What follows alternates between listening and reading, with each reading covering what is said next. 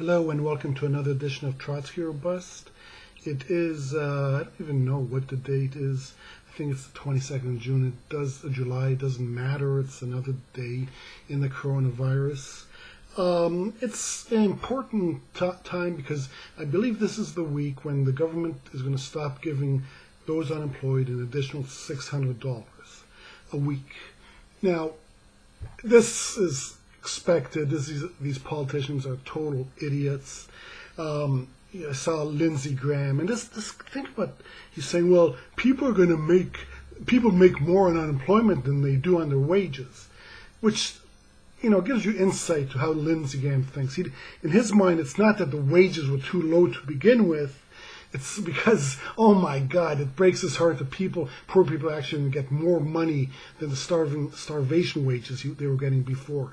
It just shows you these politicians never talk, never interact with regular people, and they don't give a damn. But it's more to it than just that. It's people, you hear the analogy that we're at war. Okay, we're at war. Let's learn the lesson. We have a great analogy to make if you want to call it a war. In 1929, the stock market crash, which led to the Great Depression. 12 years later was Pearl Harbor Day. World War II started for the United States. Well, in 2008, Wall Street crashed. We had a Great Recession.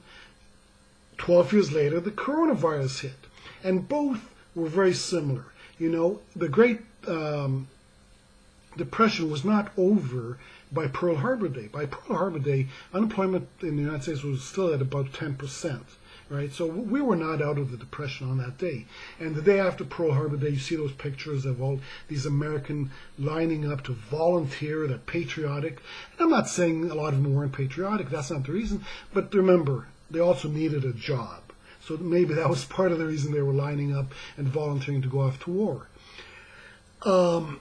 We see the coronavirus, and the recovery from 2008 to 2020 was not great, all right? It was not. Donald Trump says the greatest economy ever. If he honestly believes that, he's more senile than Joe Biden, okay? The economy was not strong in 2019. All right, the stock market was great, but for the regular Americans, it was not. It was not working for them. And then the coronavirus hits, and we have a war. So, what do?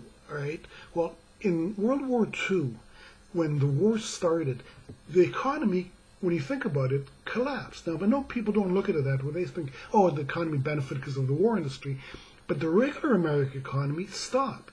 Right? In 1941, for example, the last year of peace, the United States produced 3 million automobiles.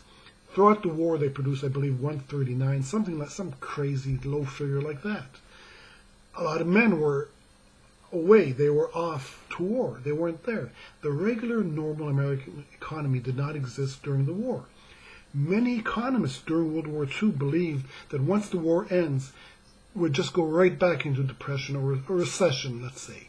That's what they believed. They didn't understand what was going on. What was going on is as these men were off at war, they were overseas, they were still getting paid salaries, they were still saving. They were saving money. That's what happens, okay? So when the war ended, you had all of these men with money, with pent-up demand, and you had the greatest economy in the history of the United States, was after the World War II. Now, what's going on now with the $600? Yes, a lot of poor people are probably making more money than they ever made before in their lives, right? And which tells us that their wages were too low to begin with, but never mind that. What's going to happen with this coronavirus? Our economy is not going to restart until this virus is over, okay? Until we have a cure or a vaccine or herd immunity or whatever. It's not going to restart till it's over.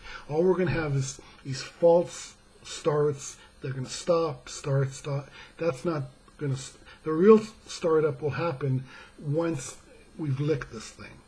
Now, if you give these people $600 a week, and remember, poor people have a greater propensity to spend. Rich people have a greater propensity to save. That's economics 101. If you've ever taken an economics course, you know this, which obviously Lindsey Graham did not. All right, he's got. You believe someone like that's a senator? Someone so stupid is a senator. Oh my God! It's not just stupid. He just does. He only talks to his donors. His donors. Well, why are you giving those poor people $600? They won't want to work. That's our thinking. You know, and the Art Laffer, what a fuck. I mean, in 1980, when I was in high school, I took an economics course. I thought Art Laffer was smart. I've had 40 years to learn that the guy has shit for brains. The problem is that his theories help out the very rich, so they're going to continue talking to him. And I heard Trump was listening to him. Art Laffer is a buffoon. Okay, anybody who tells you otherwise either has dog feces for brains or is a member of Al Qaeda. All right, do not listen to Art Laffer. Okay, Art Laffer and Ronald Reagan had one accomplishment: they destroyed the American middle class. That's it. All right.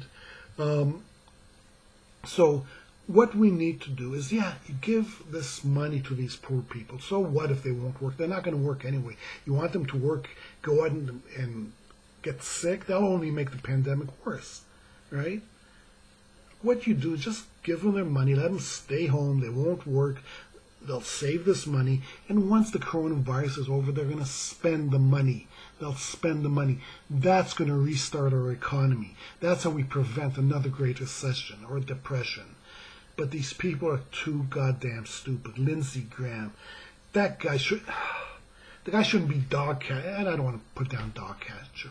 The guy's in the Senate. He doesn't know his ass from a hole in the ground. Oh my goodness. That's about it. I mean, this is how you get out of debt. You give money to poor people to spend. Obama kind of did it in 09, 010, not enough. Had he given people a lot more instead of, I think he gave them $50 a week extra. Had he given them the $600 a week extra, we could have gotten out of it a lot better. Instead, the stock market went up. That's all that matters. That's all they see. That's all they care about. That's all they care about. And remember, they're not going to know anything's wrong. Jeff Bezos, he's not going to realize one thing's wrong until they put a noose around his neck. Only then will he think, oh, you know what, maybe I should have treated my workers better. Only then, all right? You don't believe me? Read about the French Revolution. Read about the Russian Revolution. They didn't have to kill the king. It was his own fault. They didn't have to kill the Tsar. They could have made concessions, but they didn't. They didn't because they only talk within themselves. They don't watch Trotsky or Bust, I'll tell you that. Not that many people do, so please subscribe, share it so more people see it. Please give me a like, ring the bell so you'll get that. That's my self-promotion. But in any case, that is the only way to restart the economy, is to give money to people who are going to spend money. And that's why the $600 is a good thing. You know they're not going to continue it because they're idiots. Or maybe that's how they feel. They feel better about themselves. You know, if you're middle class or well off, the fact that there are poor people, you feel better about yourself. Or maybe you're worried that, hey, you know what, these people aren't going to do those menial jobs. You know, essential workers, essential. Why do you pay them like they're essential workers? All right, that's about it. Like I said, please give me a like. Please share it so more people see it. Subscribe, ring the bell. Or maybe you don't like it. You know, call me. Give me a comment. Call me a fat commie. I don't care. Anyway, that's about it. That's all I have to say today. And that's Trotsky's out.